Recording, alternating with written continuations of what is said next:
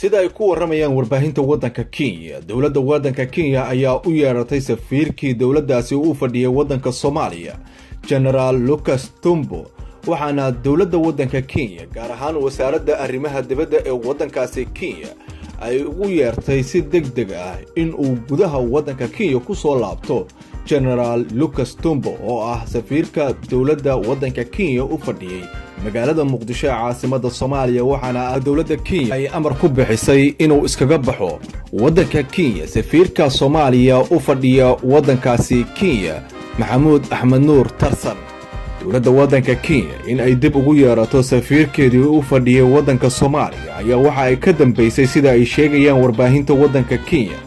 hadal ka soo baxay wasaaradda arrimaha dibadda ee wadanka Kenya oo lagu sheegay in dawladda Soomaaliya ay ku xadgudubtay heshiisyada caalamiga ah iyo waliba danaha ka dhaxeeya labada dawladood kadib markii dhawaan dawladda federaalka ee Soomaaliya iyo shirkadda daneeya shidaalka Soomaaliya shir uga qabsoomay magaalada London kaasi oo lagu suuq geynayay shidaalka Soomaaliya. waxaana ay warbaahintu sheegeen in wasaaradda arrimaha dibadda ee wadanka Kenya ay ku eedeysay dawladda Soomaaliya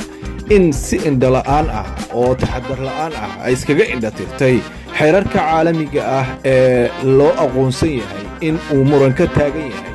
biyaha iyo waliba ceelalka shidaalka ee dawladda Soomaaliya ay u beecgeysay oo ay ku iibinaysay magaalada London. waa sida ay warbaahinta wadanka Kenya hadalka u dhigayaan.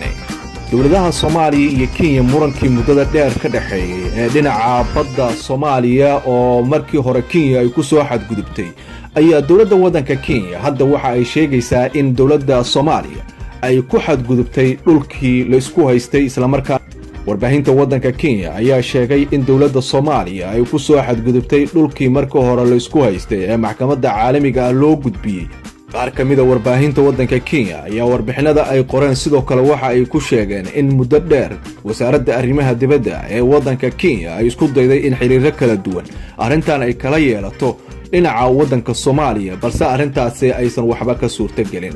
dawladda wadanka Kenya ayaa Soomaaliya waxaa ka jooga ciidamo aad u fara badan oo ka mid ah howlgalka midowga Afrika ee AMISOM. sidoo kale waxaa ku sugan gudaha wadanka Soomaaliya ciidamo kale oo Kenya ka socda kuwaasi oo aan si cad uga mid ahayn howlgalka midowga Afrika balse taageera ciidamada Kenya ee jooga xuduudka Soomaaliya iyo Kenya ay wadaagaan.